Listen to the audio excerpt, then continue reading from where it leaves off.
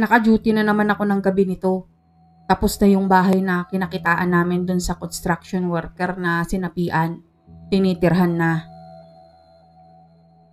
Nag-alala talaga ako nung matirhan yun kasi syempre bakit nandun yung sinapian, 'di ba? Hindi naman yun yung bahay na ginagawa nila. Mas lalo akong nag-alala nung malaman kong yung padre de pamilya ng nakatira doon, aalis na, sasampan na ulit ng barko. Maiiwan niya yung 3 anak niya at asawa niyang kapapanganak lang. Sa buong village din, sila lang yung walang kasambahay. Sila-silang mag-iina lang. Kaya pag naglilibot kami paggabi at kasama ko si Kuya Rudy, talagang sinusuyod namin yung paligid malapit sa bahay nila. Tapos isang gabi, niragasa kami ng bagyo. Sabi nung head security namin, wag na kami maglibot pero bantayan namin yung telepono. Malamang kasi may tatawag, lalo at malakas ang hangin. 5 din kaming naka-duty nun, pera pa yun sa kabilang guardhouse. Bandang 1:00 ng madaling araw, mas lumakas ang ulan at hangin. Nakailang tunog na rin ang telepono. Mga homeowner na nagpapatulong sa mga tipikal na bagay pag may bagyo. Wala naman kaming reklamo kasi karamihan naman sa kanila mababait. 2 o 3 lang yata yung kung makaastay akala alipin kami.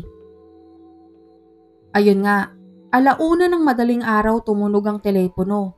Si Ma'am Daisy, yung nakatira sa bahay na pinagkakitaan namin doon sa sinapian. Pagkahilo ko pa lang, narinig ko yung sigok ni Ma'am. Binundol na ako ng kaba. Kuya, pwede pong may pumunta saglit dito. Nabasag po kasi yung bintana namin sa taas sa may balcony.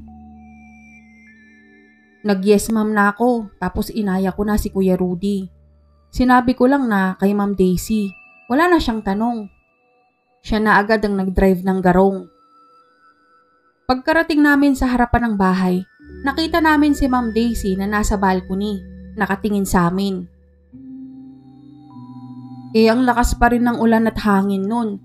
Sumigaw tuloy si Kuya Rudy, pinapapasok siya.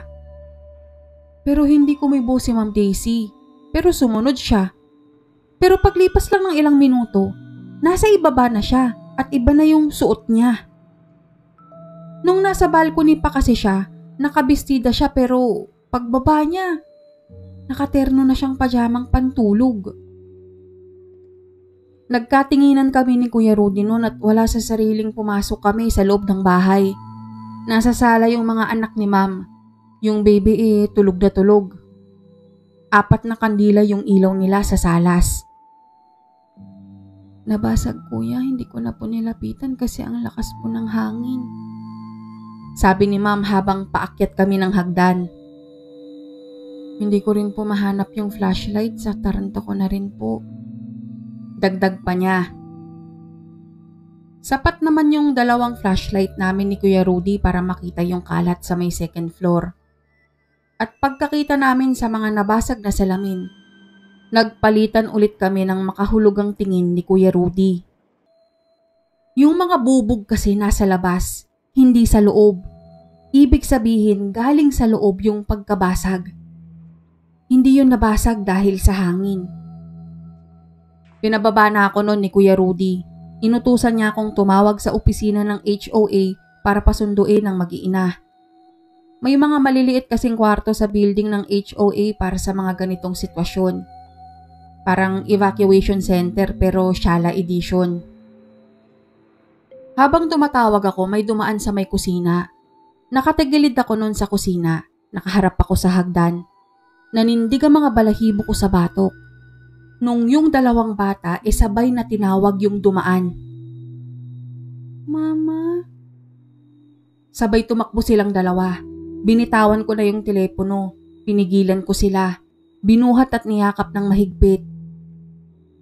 Kasi alam ko, sigurado ako na yung totoong si Ma'am Daisy nasa taas kasama si Kuya Rudy. Yung nakikita naming 3 sa may kusina ay hindi ang mama nila. Naka-eye to eye contact ko yung nagpapanggap na Ma'am Daisy. Kamukhang kamukha talaga ni Ma'am. Kaso may iba sa kanilang 2. Si ma'am kasi cheerful, masigla. Nababalot siya ng saya. Yung nasa kusina ang lungkot ng mga mata. Tapos may nakapalibot na bakas ng kung ano sa liig niya. Tapos nagulat kami ng mga bata nung may magsisigaw. Si Ma'am Daisy. Nakikita din pala niya yung nasa kusina, pati si Kuya Rudy. Nagwala nun si Ma'am. Nagbato-bato ng kung ano-anong gamit sa kamukha niyang nasa kusina. Pero syempre kahit sharpshooter si Ma'am, hindi niya mababato yun kasi multo na. Kaluluwa na lang ng kakambal niya. Nang matawagan at masundo na sila ng taga-HOA, bumalik na kami ni Kuya Rudy sa may guardhouse. Lutang-lutang pa nun si Kuya Rudy, kaya ako ang nagkwento kila Kuya Ali sa mga nangyari. Lahat halos natakot. Lahat kinunik yun sa nangyari doon sa sinapian nung nakaraan. Kaso paglipas ng ilang araw, nung kami lang natira sa guardhouse ni Kuya Rudy, may kwento siya. May kakambal pala si Ma'am. Alam mo yun, nakausap ko yung nanay niya nung nakaraan eh. Nagbigay dito ng ulam. Yung naabutan mo pa nung umaga. Na ayun nga, may kakambal si Ma'am Daisy pero nawala halos 2 taon na. Walang may alam kung anong nangyari sa kanya. Umiyak nga yung matanda habang nagkikwento eh. Kasi ngayon sa tingin niya, patay na yun. Ilang minuto kong inisip kung anong mali sa mga sinabi ni Kuya Rudy. Pagtingin ko sa kanya, nakatitig na siya sa akin. Ako naman nalaglag na ang panga. Kasi nung makita ni Ma'am Daisy yung multo sa may kusina, ito ang sinabi niya. Hindi ka totoo, patay ka na! Patay ka na! Nagbago ang tingin namin sa kanya mula nun pero maayos pa rin namin siyang pakitunguhan. Lalo na sa mga bata. Yung panganay pa nga lagi kaming pinupuntahan sa guardhouse. Nagkikwento ng kung ano-ano, punong-puno ng buhay, batang-bata, inosente sa mundo. Pero nagbago lahat yun nung umalis na ang lola nila. Napansin namin na hindi na siya napapasyal pero tuloy ang buhay. Naisip na lang namin baka nawili sa mga kalaro. Hanggang isang tanghali kung kailan tirik na tirik ang araw, nagpakita ulit yung kakambal ni Ma'am Daisy. Lumitaw na lang siya sa gitna namin nila Kuya Rudy at Kuya Ali. Hindi siya nagsalita pero tinuro niya yung direksyon kung saan ang bahay ng kapatid niya. Si Kuya Rudy ang unang nakakilos. Kinutuban na ako noon ng masama. Pagdating namin doon, tahimik pa. Tapos bigla na lang sumigaw si Ma'am Daisy. Tapos lumabas ang panganay niya, bit-bit ang 2 kapatid. Hubad yung panganay, kaya kitang-kita namin yung mga latay niya sa likod, tiyan at binti. Sa mga parteng maiging na itatago ng mga damit. Nang makita kami ng bata, lumukot ang mukha niya at umiyak na bigla. Pero nakalak yung gate. Si Kuya Ali inakyat na. Hindi siya nataranta nung sumisigaw na lumabas ng bahay si Ma'am Daisy. Kahit nung sugurin sila at hampas-hampasin siya. Inabot pa rin niya sa amin ang mga bata. Yung panganay na anak, yumakap ng mahigpit sa akin. Sa mga oras na yon, nagsilabasan ng mga kapitbahay. Nakatulad namin, nagulat nang makita ang itsura ng panganay na anak. May tumawag na rin ng pulis. Dinampot nila si Ma'am Daisy na nagwawala pa rin. Pero alam niyo, pakiramdam ko noon, dapat kami ang dadamputin nila. Kasi sa mata naman ng karamihan, kami yung trespassing na totoo naman. Pero siguro nagbago yung isip ng mga pulis nung makita nila yung pagwawala ni Ma'am Daisy. Yung pagbabanta niya, pagsisigaw niya sa panganay niyang anak na papatayin niya ito. Isa din yun sa dahilan na naiisip ko. Yung bata rin ayaw sumama sa iba.